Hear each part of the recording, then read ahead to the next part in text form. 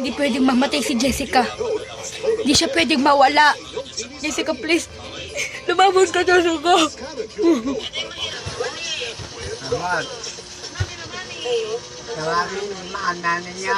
Jessica! Ano, di pa pupatay si Jessica?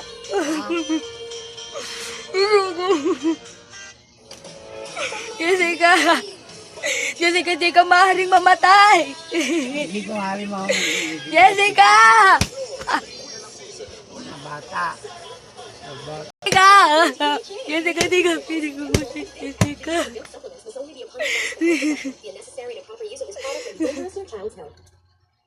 Libingan niyo na po ba bukas? Bukas na po ba ililibing si Jessica?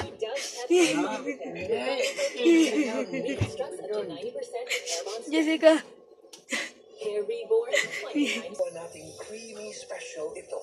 Ang pamangkin, namatay ka na.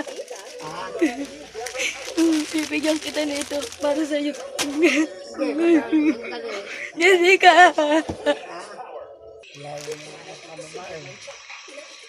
Para sa'yo yan.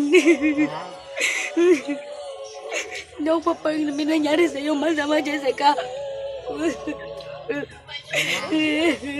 Libingan ni Jessica yung pagkamatay niya. Pero nakakalungkot yung nangyari pagkamatay ni Jessica. Kaya lang naman siya nagkaganon dahil yung nanay niya nga, diba, namatay din na nakagat ng zombie. Pero pares na sila magsasama sa langit. Gusto ko rin magpakamatay. Para magsama-sama na lang kami sa langit. Pero ayoko. Marami pa akong pangarap na hindi natutupad. Huwag kang mag-alala. Nagkakaganto rin ako. Balang araw magkikita rin kami ng kambal ko. Hindi ko na siya nakikita eh. Araw na ako tinataas. Ano yung kakambal ko? Sana magkita rin kami balang araw. Namimiss ko yung kapatid ko. Kung nasan man siya, kakambal ko. Alam kong namatay na si Jessica. Nalaman ko dahil pumunta ako agad sa sementeryo.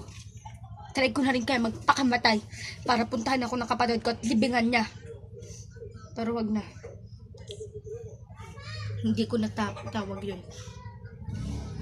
Kung malusan ka man, magpakita ka sana hindi ka pa rin patay. Sana buhay ka pa rin. Hi po guys, ako nga po pala yung kaibigan ni Jessica at kaibigan po ng mama niya. Nakakalungkot po yung nangyari, namatay na po silang dalawa, pero na po sila napunta sa langit. At i-share nyo lang po guys at i-like nyo lang po guys kung nasa nyo kakambal ko guys. Thank you, the final na po yun. Wala na pong karugtong. Thank you po.